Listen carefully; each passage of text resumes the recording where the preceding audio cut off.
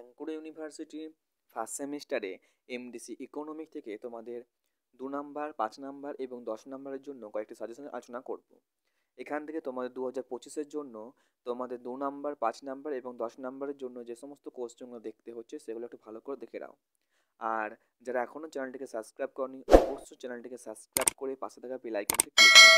ওকে, তোমাদের ফার্স্ট সেমিস্টারে MDC economic থেকে তোমাদের 2 নাম্বারের জন্য যে সমস্ত কোশ্চেনগুলো দেখতে হচ্ছে সেগুলো একটু দেখে নাও।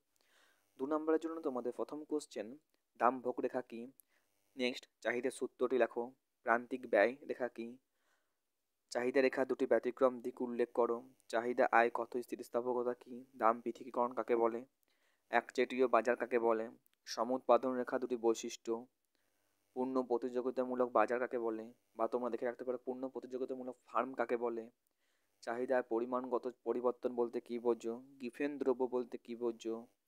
গড় স্থির ব্যয়রেখার আকৃতি কেমন। নিকৃষ্ট দ্রব্য বলতে কী বোঝো। উৎপাদন অপেক্ষক কি। নিরপেক্ষ রেখা কাকে বলে। নিরপেক্ষ রেখা মানচিত্র কাকে বলে। বাজারে ভারসাম্য কাকে বলে। একচেটিয়া বাজার দুটি বৈশিষ্ট্য। জিডিপি কাকে বলে। আর দেখতে পারো জিএনপি কাকে বলে। উপযোগিতা কাকে বলে। সঞ্চয় বিনিয়োগ অভের, এখানে অভের লেখা আছে, অভেদ হবে বলতে কি বোঝো।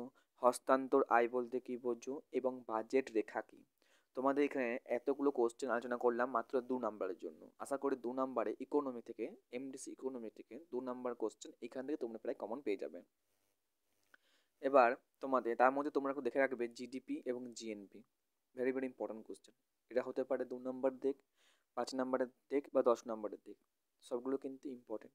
এবার 5 নাম্বারের জন্য তোমাদের যে কোশ্চেন দেখতে হচ্ছে, প্রথমে আমি রেখেছি নিরপেক্ষ রেখার বৈশিষ্ট্য। তোমাদের যেহেতু সিলেবাসে রয়েছে অর্থনৈতিক প্রথমে ধারণা রয়েছে, তারপর রয়েছে উপযোগিতা, অর্থাৎ তোমাদের উপযোগিতা যে চ্যাপ্টারটা ভোগ বা উপযোগিতা, আর দ্বিতীয় চ্যাপ্টার হলো চাহিদা রেখা, আর তৃতীয় চ্যাপ্টার হলো কিন্তু জাতীয় আয়। তো নিরপেক্ষ রেখা তোমাদের দ্বিতীয় চ্যাপ্টার থেকে কিন্তু নিরপেক্ষ রেখাটা হলো মোস্ট ইম্পর্ট্যান্ট কোশ্চেন। আশা করি এখান থেকে নিরপেক্ষ রেখা কাকে বলে আর নিরপেক্ষ রেখা বৈশিষ্ট্য হয়তো আমাদের 5 নাম্বার বা 10 নাম্বারের জন্য কিন্তু রেখে রাখতে পারো। খুব ইম্পর্টেন্ট কোশ্চেন কিন্তু এটি। নেক্সট তোমরা দেখবে চাহিদার পরিবর্তন এবং চাহিদার পরিমাণের পরিবর্তন সম্পর্কে টিকা লেখো।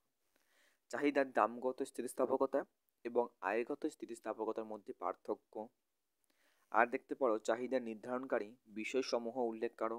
খুব ইম্পর্টেন্ট কোশ্চেন, চাহিদা দামগত স্থিতিস্থাপকতা আর আয়গত স্থিতিস্থাপকতা। আর দেখতে পারো চাহিদার সূত্রটি বিবৃত করো এবং সূত্রে দুটি ব্যতিক্রম উল্লেখ করো। হয়তো তোমাদের 2 নাম্বারের কোশ্চেন দুটো দিতে পারে, যে চাহিদার সূত্র বলতে কী বোঝো বা চাহিদার সূত্রটি লেখো, হয় 2 নাম্বারের জন্য দিতে পারে এটি। আবার তোমাদের এটাও দিতে পারে যে চাহিদার সূত্রে দুটি ব্যতিক্রম উল্লেখ করো। অর্থাৎ চাহিদার সূত্র যেটা রয়েছে তার দুটি কিন্তু ব্যতিক্রম দিক, যেগুলি কিন্তু চাহিদা সূত্রের অনুযায়ী চলছে না, ঠিকমতো কাজ করে না। নেক্সট, উৎপাদনে স্থির ব্যয় এবং পরিবর্তনশীল ব্যয়ের ধারণা দাও। নেক্সট তোমরা দেখবে দামগত স্থিতিস্থাপকতা বিভিন্ন প্রকারের যে মনে হয় তার রেখাচিত্রের সাহায্যে দেখাও। যে দামগত স্থিতিস্থাপকতা শ্রেণীবিভাগ কত রকমের আছে এবং প্রত্যেকটি কিন্তু চিত্রসহ ব্যাখ্যা অর্থাৎ রেখাচিত্রের মাধ্যমে। নেক্সট তোমরা দেখবে মরসালির চাহিদা তত্ত্বের অনুবাদগুলি লেখো। এখানে মার্শালি দেওয়া আছে, এখানে মার্শাল চাহিদা তত্ত্বের অনুবাদগুলি লেখো এবং এই তত্ত্বের সাহায্যে কীভাবে চাহিদা রেখা নির্ণয় করা যায় তা লেখো। নেক্সট তোমরা দেখবে গড় উৎপাদন এবং প্রান্তিক উৎপাদনের মধ্যে পার্থক্য। খুব ইম্পর্টেন্ট কোশ্চেন কিন্তু এটি, গড় উৎপাদন এবং প্রান্তিক উৎপাদনের পার্থক্য। আর দেখতে পারো কর্ম হ্যাসমান প্রান্তিক উপযোগিতার নিয়মটি, এটি কিন্তু 2 নাম্বারে হোক বা 5 নাম্বারের জন্য খুব ইম্পর্টেন্ট কোশ্চেন, কর্ম হ্যাসমান প্রান্তিক উপযোগিতার নিয়ম। ওকে, আর দেখতে পারো অর্থনৈতিক মৌলিক প্রশ্নগুলি কী কী। খুব সুন্দর কোশ্চেন এটি কিন্তু, এটা হয়তো তোমার 2 নাম্বারের জন্য দিতে পারে বা 5 নাম্বারের জন্য দিতে পারে। আর দেখে রাখবে সমুৎপাদন রেখার বৈশিষ্ট্যগুলি, পরিবর্তনশীল ব্যয় কী এবং পরিবর্তনশীল ব্যয় রেখা, জাতীয় আয় কাকে বলে এবং জাতীয় আয়ের পরিমাপের সুবিধা লেখো আর অসুবিধা, এই দুটোই কিন্তু দেখে রাখবে জাতীয় আয় থেকে। ওকে, তোমাদের 10 নাম্বারের জন্য যেটা দেখতে হচ্ছে, প্রথমে আমি রেখেছি কিন্তু চাহিদার সূত্র লেখো এবং চাহিদা সূত্রের ধনাত্মক ঢালের কারণটা লেখো। অর্থাৎ চাহিদা সূত্র নিম্নমুখী হয় কেন, চাহিদা সূত্র কাকে বলে, এই কোশ্চেনগুলো কিন্তু এখানে হবে। নেক্সট তোমরা দেখবে মোট উৎপাদন, গড় উৎপাদন এবং প্রান্তিক উৎপাদনে ধারণা রেখাচিত্রের সাহায্যে লেখাও।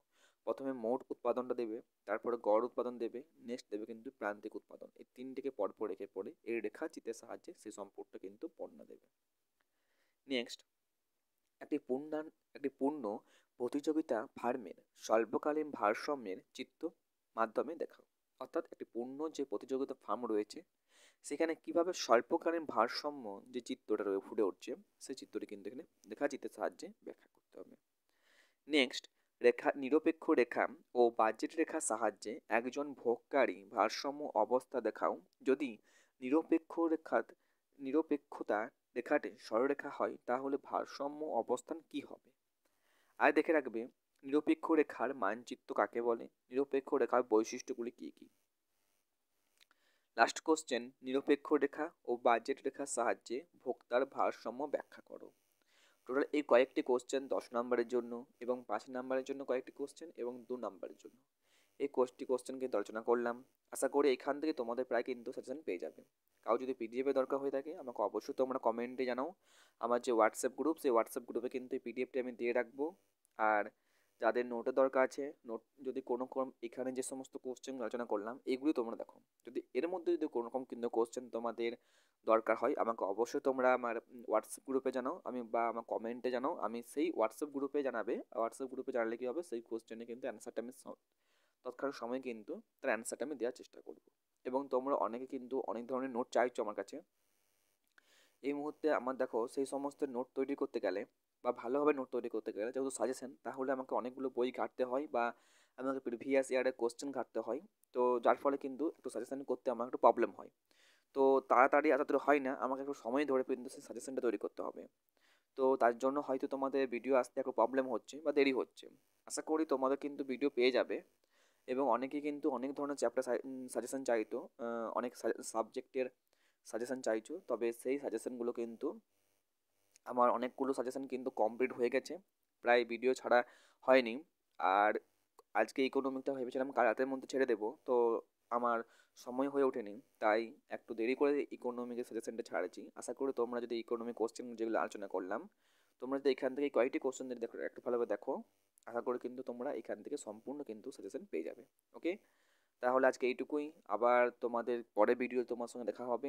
সকলে ভালো থেকো, সুস্থ থেকো। আর যারা এখন চ্যানেলটিকে সাবস্ক্রাইব করনি অবশ্যই চ্যানেলটিকে সাবস্ক্রাইব করে পাশে থাকা বেল আইকনকে ক্লিক করে দাও এবং এই ভিডিওটি তোমার বন্ধুদেরকে অবশ্যই শেয়ার করে রাখবে। ওকে।